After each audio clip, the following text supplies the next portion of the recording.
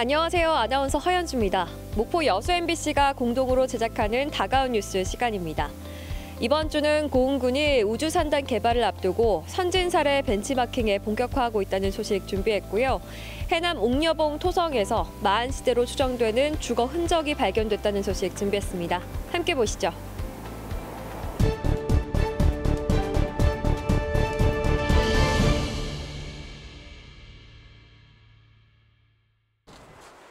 전남 신안군 지도읍의 한 비닐하우스. 작은 화분 8,000개가 가득 채우고 있습니다. 화분에 심어진 묘목은 초여름부터 보랏빛 꽃을 피우는 나무 붙들레야. 3월에 묘목을 심고 석 달간 키운 뒤 신안군이 만드는 숲에 전량 공급합니다. 저 청년들이나 젊은 사람들한테 농가 창출할 수 있는 소비 창출할 수 있는 그 길이 좀 많이 보인다고 볼까요? 14개 섬으로 이루어진 신안에서는 각 섬별로 숲과 정원 조성이 한창입니다. 분재 정원과 튤립 정원, 홍매화 정원, 수국 정원 등 13개 정원을 만들었고 라일락 정원 등 8곳의 정원을 추가로 만들고 있습니다. 그런데 전국적으로 각종 숲사업이 활발해지면서 나무값이 올라 나무 구하는 데 애를 먹었습니다. 신안군은 아예 나무를 직접 길러 심는 방법을 선택했습니다. 그 결과 400여 농가 주민들은 사회적 협동조합을 구성해 섬별로 각기 다른 나무를 키운 뒤 신안군에 팔았고 부수입도 올릴 수 있게 됐습니다. 매출로 따지면 한 5천만 원 정도 예상을 하고 있고 순수 소득은 한 2천만 원 정도의 소득을 올릴 것으로 예상. 섬까지 나무를 운반하는 경비를 줄이고 자치단체가 공을 들이는 숲사업에 주민들의 참여도 이끌어냈습니다. 그 묘목을 만들면 첫째 경비가 절감되고 둘째는 지역 주민들한테 소득이 돌아가고 셋째는 지역 주민들이 내가 키운 꽃이 내가 키운 나무가 우리 지역에 심은다는 자긍심. 신안군이 주민들에게 생산을 책임져 달라고 맡긴 나무는 애기동백과 태산목, 수국 등 22가지 품종 134만 그루에 이릅니다. MBC 뉴스 양혜승입니다. 강물과 바닷물이 만나는 섬진강 하류. 어민들이 강에 직접 들어가 거랭이라는 긴 도구를 이용해 강바닥을 긁어 제첩을 채취합니다. 제첩잡이 손틀 어업으로 불리는 전통적인 방식인데 역사성과 독창성 등을 인정받아 지난 2018년엔 국가 중요 어업유산으로 지정됐습니다. 어른들부터 다 하고 계셨던 거지요. 지금 손작업으로 하게 돼가 있고 배는 풍물에 못 들어가는 데만 조금 잡고. 이 제첩잡이 손틀어업을 세계 중요 농업유산으로 등재하기 위한 절차가 본격적으로 추진됩니다. 오는 30일부터 사흘 동안 UN 식량농업기구 관계자들이 섬진강을 찾아 현장 실사에 들어가는 겁니다. 정부가 등재 신청서를 제출한 건 지난 2020년 1월이었지만 코로나19의 영향으로 3년 만에 후속 절차가 이루어지게 됐습니다. 그 역사성도 좀 있어야 되고 생계에 도움이 좀 돼야 되고 자연하고 좀 어우러진 어법이어야 되고 이런 조건들이 갖춰져서 조심스럽게 긍정적인 면으로 생각은 하고 있습니다. 국내에서 세계 중요 농업유산으로 등재된 것은 완도 청산도의 구들장농과 담양 대나무밭 농업 등 5개입니다.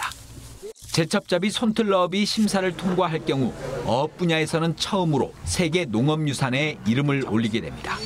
생산해서 판매하고 계신 분들의 소득에 굉장히 도움이 되지 않을까 생각합니다. 그리고 또 관광자원으로도 충분히 활용할 수 있다고 봅니다. 제첩잡이 손틀어업의 세계 농업유산 등재 여부는 현장 실사 이후 전문가들의 평가를 거쳐 올해 하반기 결정될 예정입니다. MBC 뉴스 문형철입니다.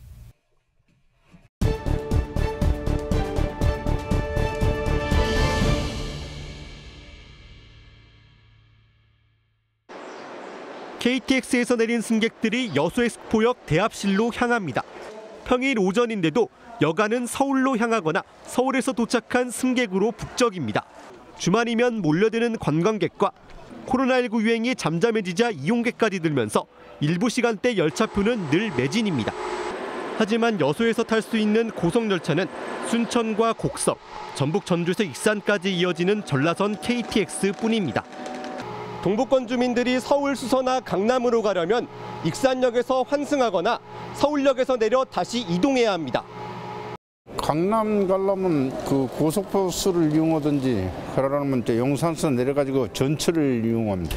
어떤 게 좀 많이 불편하셨을까요? 시간이 좀 많이 소요되니까 불편하죠. 올해 9월부터 이 같은 번거로움이 다소 해소될 것으로 보입니다. 국토교통부는 최근 철도산업위원회와 당정 협의를 거쳐 추석 연휴 전 수서발 SRT 운행을 전라선과 경전선, 동해선으로 확대하기로 했습니다.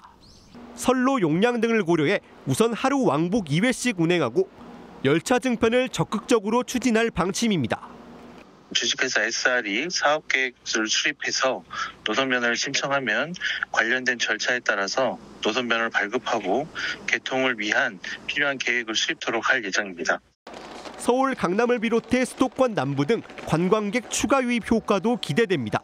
어제 와가지고 이제 투어하고 이따 우리 7시 차로 올라갈 거예요. SRT 생기면 좀 자주 더 오실 수 있을 것 같으세요? 모이기 그러겠죠. 아무래도 이제 강남권에서 오는 친구들이 더. 지역 수건 사업이던 전라선 SRT가 운행을 시작하면 전남 동부 주민을 포함해 130만 명의 교통 편의성이 나아질 것으로 예측됐습니다. MBC 뉴스 유민호입니다. 무안을 동서로 잇는 도로입니다. 촬영을 하는 30여 분 동안 오가는 차량은 고작 석 대.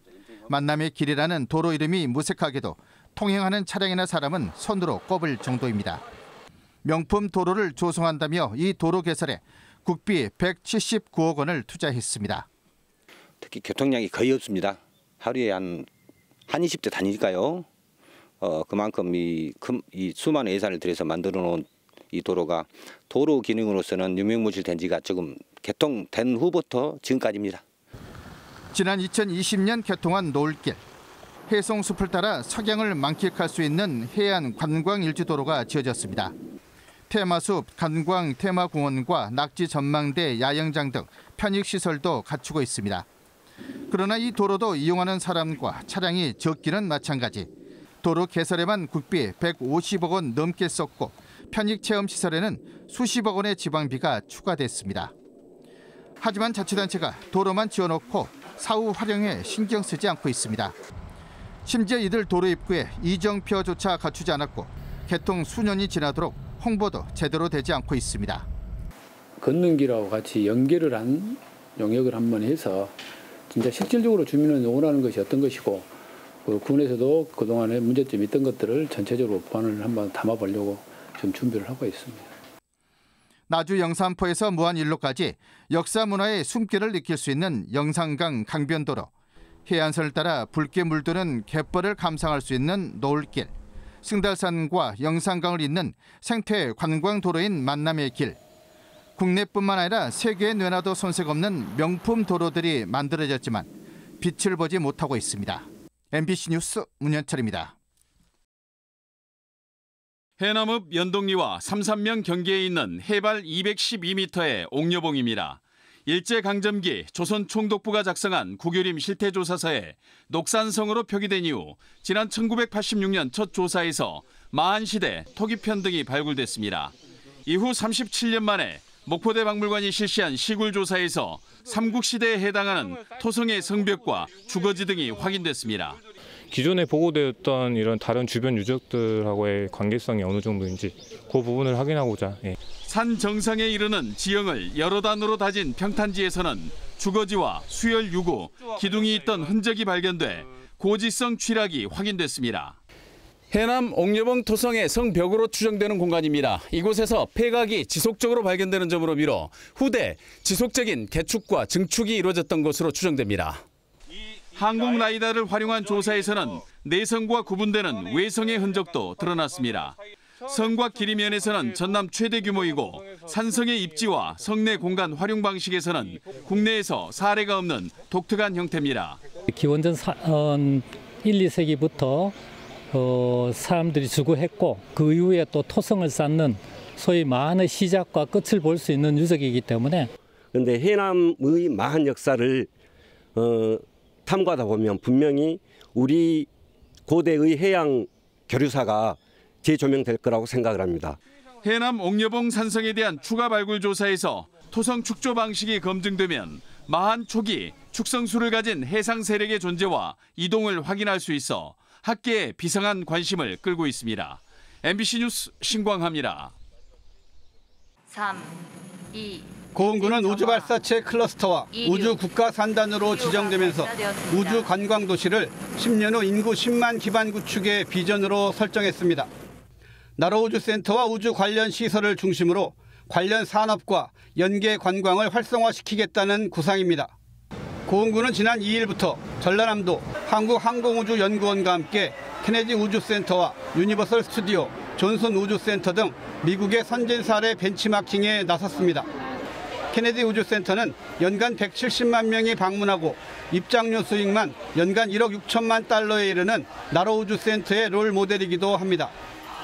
민간인 관람이 가능한 미 케네디 우주센터처럼 나로 우주센터도 일반인들의 관람이 가능하도록 정부에 적극 건의해 관광 상품으로 개발하는 방안도 모색한다는 계획입니다.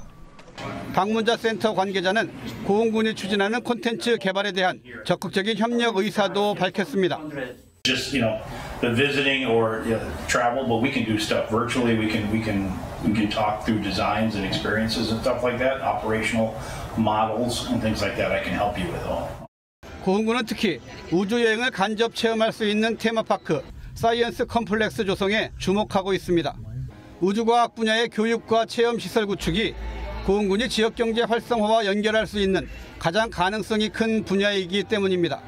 우리가 앞으로 사이언스 컴플렉스 같은 걸 어떻게 조성해 나갈 건가 이런 걸 많이 보고 느끼게 됐습니다. 앞으로 우리 고흥에 맞는 고흥하고 적합한 그런 우리 컨텐츠나 이런 거를 개발하고 해서 고흥군이 관련 기관단체와 함께 발빠른 벤치마킹에 나서면서 우주산업을 미래 먹거리 산업으로 만들기 위한 발걸음도 더욱 빨라질 전망입니다. MBC 뉴스 최우식입니다.